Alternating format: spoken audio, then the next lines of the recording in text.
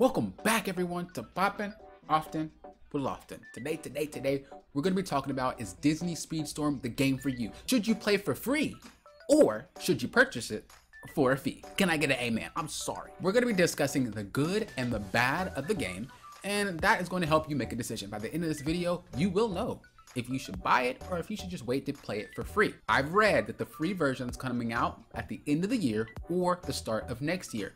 I don't know how accurate that is, but it doesn't really sound like that's far-fetched. It sounds like that's probably what you're looking to aim at. I'm gonna make this video as quick and fast as possible. A little bit of background about me is I've played every single kart racer. I'm a kart racer fanatic. I've played Nickelodeon's kart racers. I've played Nintendo's kart racers. I've played Nexon's kart racers. I've played kart racers that you have never even heard of. I played Crash Bandicoot's kart racers. I'm a kart racing fanatic, but I've also played racing games such as Forza, Need for Speed, that type of stuff. So I do understand the goods, the bads, the what needs to tweaks, what's expected. And so with that experience, I hope to give you the answer. On top of that, I played about 20 hours within 2 days of Disney Speedstorm. I'm cracked, I'm insane. I don't know what's wrong with me, but the game is fun. So the first thing I want to talk about is going to be game modes. The good of the game modes is there are a ton of them. There's a ton of game modes. Usually most kart racers have 3 game modes. You have free play where you pick a track and you go. You have cup where you play a tournament. Then you have like the battle royale where you just throw things at each other and you get eliminated. Disney has tons of modes. They have modes within modes. I mean, they have modes where you complete missions. Maybe you gotta drift for a certain amount of time. Maybe you have to throw a certain item. But then they have modes within the modes where the map can just be fogged out. You don't see nothing. 2 feet in front of you, you can't see.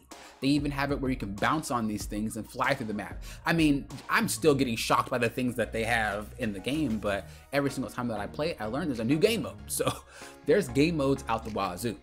The downside to this, the bad, is going to be the fact that some of these game modes do require you to get better. Some of these game modes do require skill. Most of them do not. You will be able to have your fun, but one of the things that are a running theme with this game is it does kind of reward you for playing better. So that's the bad. It does require some skill adjustment to actually start playing some of these modes and playing some of these harder game modes. The second thing I want to talk about is track variations. Now, the cool thing about this game is that Disney tries to make every track handcrafted. It doesn't look generated. Most kart games have forward, then they have a mode called mirror mode where it's backwards. Basically, you just drive the same map but backwards.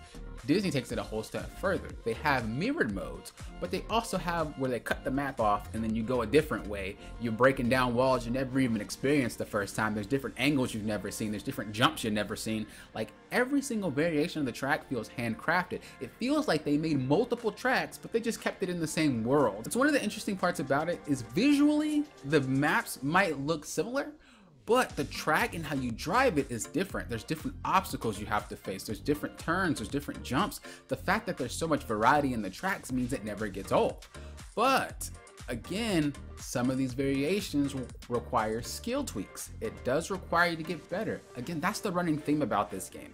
It is a for fun game, don't get me wrong, but they do want to push players into being a little bit more competitive. Once you get to the higher levels, whether it be in ranked or with like the circuits with bots, they start to crank up that difficulty and it's like, you better stay on par or you just probably gonna be really frustrated.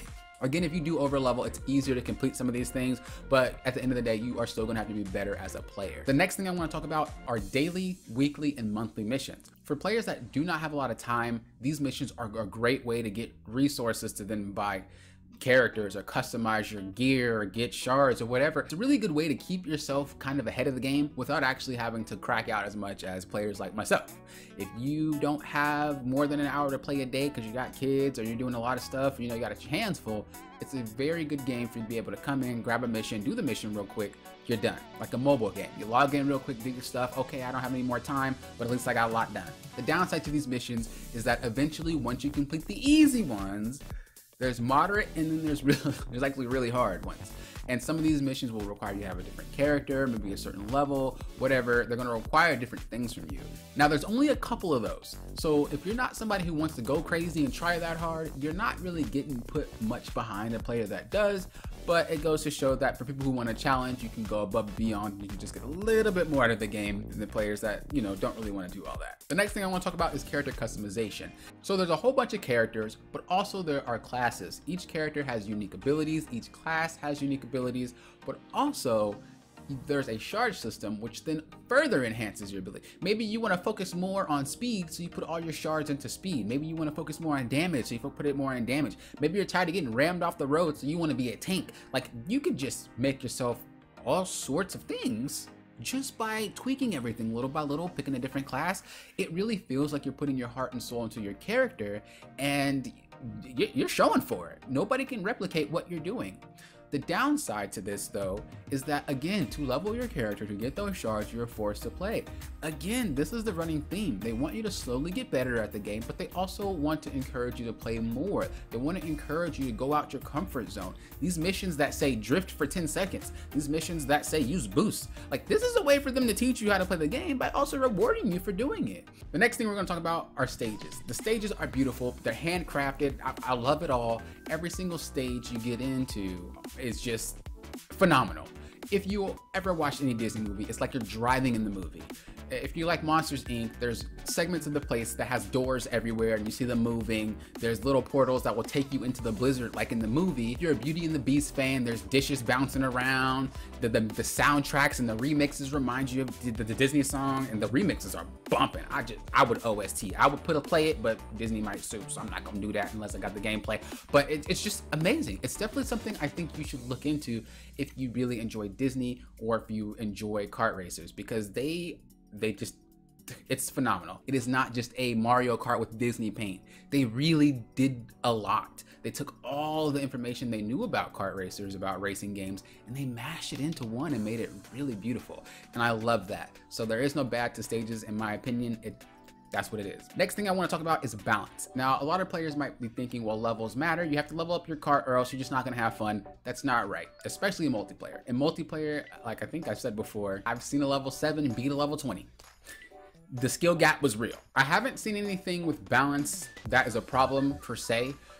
In bots, I don't really think balance is a thing, but in multiplayer, I haven't seen anything really be an issue. My final notes here is that it's just a more serious kart racer. It is like if Forza and Mario Kart were mashed together and you have a game that's really competitive, but also a game that is meant for fun. It's not as competitive until you get to the hardest levels of either the bots or of multiplayer, but when you do, you will feel that spike, and if you're not ready to improve on that spike, you're not gonna have a good time. Levels do not matter. You can over level, but you will still probably get beat if you are not doing the things that you should be doing at that level of play. So keep that in mind. I don't wanna scare you, but you do have to improve. So if you're interested in taking that challenge, this game is gonna be for you. If you like Disney, the game's gonna be for you. If you like kart racers, this is one of the best kart racers, if not the best kart racer that's ever been made. But if you wanna know more about it, make sure you keep the channel locked here and subscribe. I'm gonna be making tips, I'm gonna be making guides, so much Disney Speedstorm content. Keep it locked and loaded. You're gonna know everything there is to know about this game. Make sure you subscribe. That way you're notified for the next videos that I make. Until next time, you know what I always say. Thank you guys for doing what? Popping often with often.